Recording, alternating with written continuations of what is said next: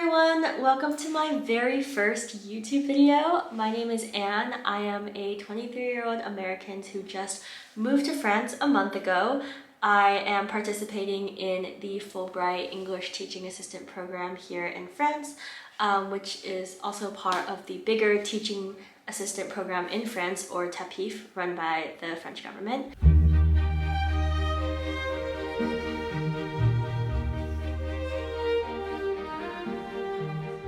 So today I just wanted to talk a bit about what it's been like so far in the last month, as well as describe these programs that I am a part of and my experience with them thus far. I know that there might be questions about applying to either of these programs, and I will be happy to answer those questions probably in a later video.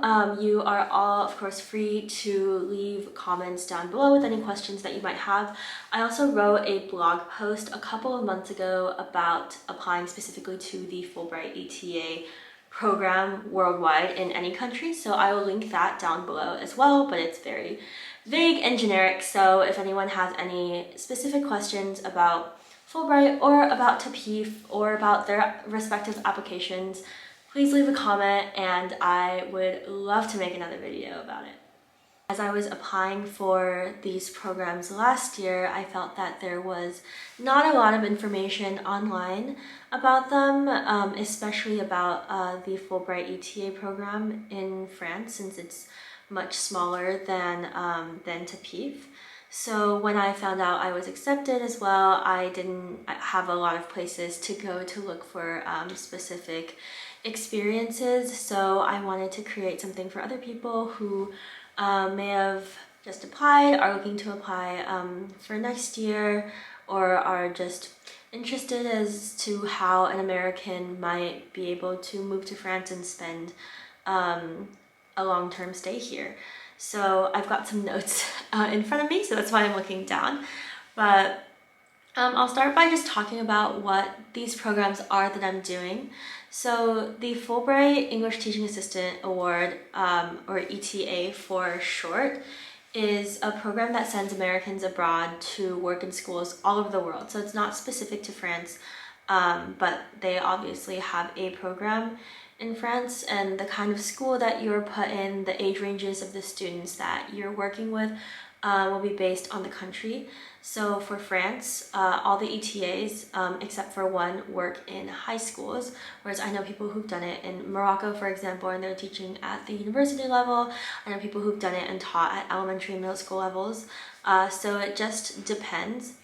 The France ETA program is unique amongst all the other ETA programs because it is like joint supervised, joint affiliated with TAPiF. So TAPiF, like I said, is a French government program. It brings about 1,000 Americans every year to France to act as English teaching assistants in French schools.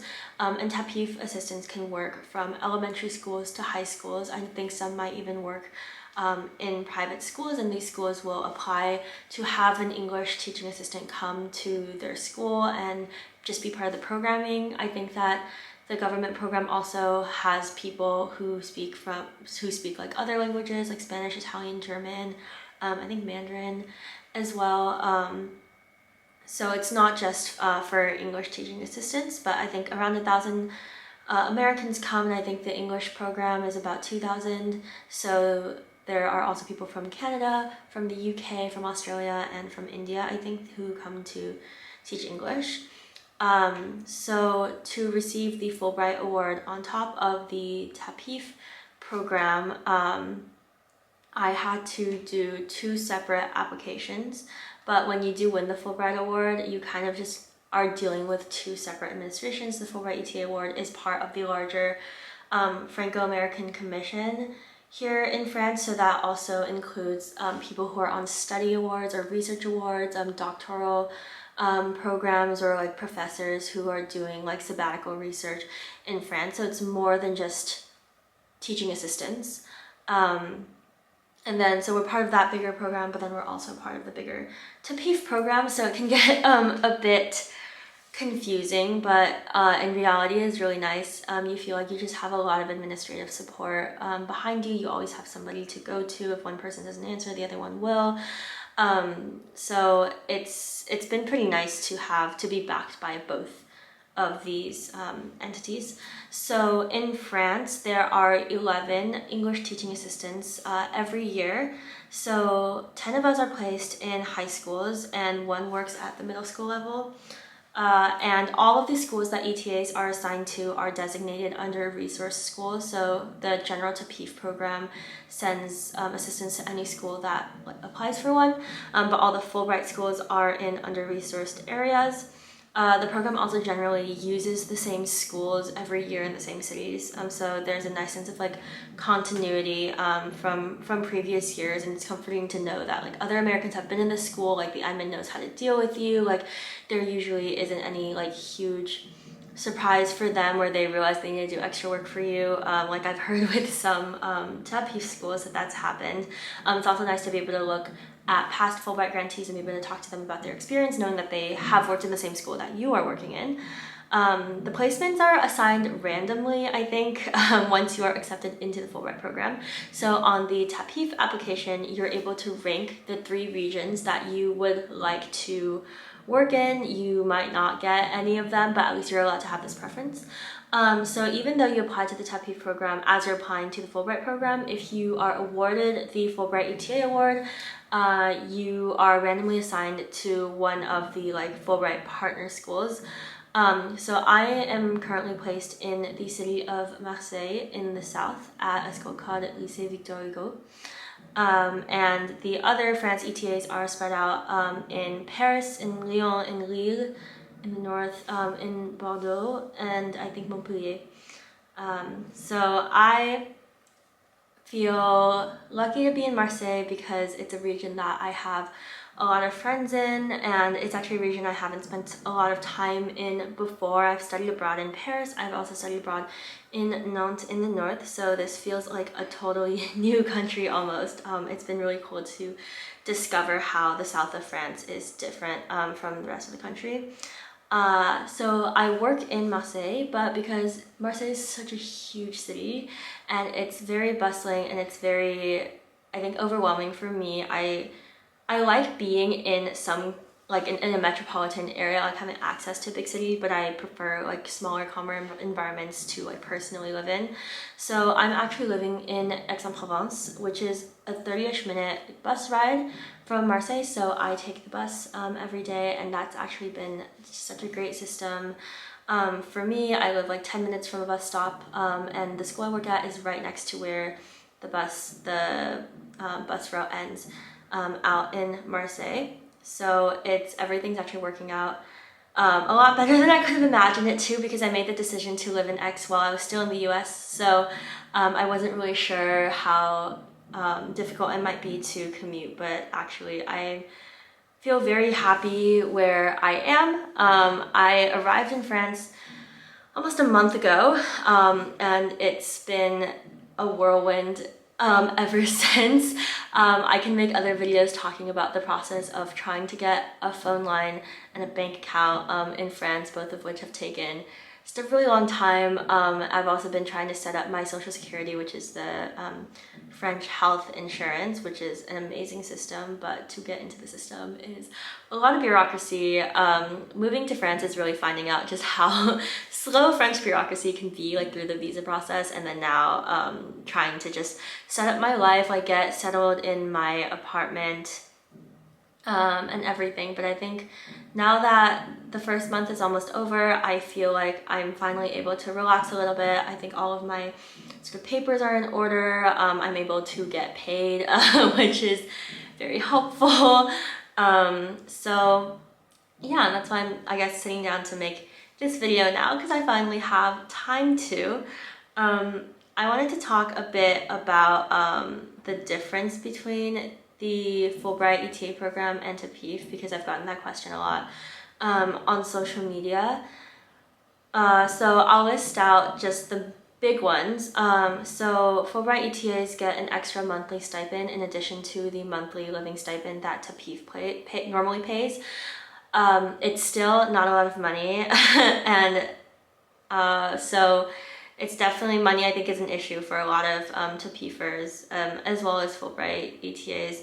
But we're lucky in that we do at least get, a couple extra €100 in a month. We also receive a transportation stipend to cover our plane tickets to and from France at the beginning and end of the program, which TAPiF assistants do not receive. We also, obviously, like I said before, we get administrative support from the French branch of the Fulbright Foundation, which I have definitely taken advantage of and used a lot. So I'm very grateful for that. They're a much smaller organization than TAPiF, so they tend to be a bit more responsive, and just easier to communicate with. ETAs also attend the Fulbright orientation with all the study research grantees and doctoral professor grantees. So we have an orientation, and then we also have sort of conferences throughout the year. I'm going to another one this weekend before the school break that's coming up, and there's also a mid-year conference in February. So we get to attend these events, and we get transportation and accommodation covered to Paris and in Paris, which is very exciting. So yeah, like 3 days after I moved into my apartment here in Aix, I took the train to Paris for the Fulbright orientation, which was just a really fun combination of like administrative talks and networkings, but also just getting to know the other ETA candidates. And it's really nice to have like a mini cohort within the bigger TAPiF world to like, bounce ideas off of, share lesson plans, kind of commiserate together. So what else about the program can I talk about? Everybody in TAPiF gets assigned a professeur référent. So they're like the touch point for us at the school that we're working at. They create our schedules. They're usually one of the teachers that we assist in the classroom, though I've heard that's kind of not true for everyone. I think some of the like profs, as we call them, work for several schools, so people don't really see them. But I'm lucky that, mine has just been an amazing person. I teach 3 classes with her every week, so we lesson plan together. She's just been the most amazing support. I kind of hope she never sees this because it's a little bit embarrassing, but she's just been incredible. Like, she'll take me out to coffee on the weekends. She actually also lives in Aix, so she helped me get a bank account and is just always checking up on me, asking how I'm doing, offering help, helping me communicate with other teachers who maybe aren't as responsive at my school, and just takes a lot of the burden of navigating a new place away from me. And she does as much as she can to make it as easy as possible, especially in the beginning, which I have just so appreciated. With TAPiF, we are only contracted for 12 hours in a week. So for me personally, in those 12 hours, I assist with 9 classes, from the equivalent of 10th grade to the equivalent of community college, which is held in high schools. It's called BTS, and it's a post high school diploma degree. So yeah, mostly older students. I also run an English club at lunch once a week to meet with students who are taking English but who maybe aren't in the classes that I have been assigned to assist in. In the first few weeks, I pretty much just introduced myself to each of my classes, and then in the second, I actually got to start giving my own planned lessons and activities that I designed, which was terrifying, but I'm really glad that those first classes are over because I had so much built up anxiety about them. So yeah, I think everything is starting to settle down, but I would really love to keep making videos about this process, even if it's just for me to watch afterwards. But I know that especially on the Fulbright side, there's not a lot of information out there about the France ETA program. It's a very small program, and it might not be helpful to watch other Fulbright country videos because this, each commission, each country is so different, and each specific award is so different. So I wanted to provide some information out there as well, and hopefully also get to talk about TAPiF and the interactions between the two, and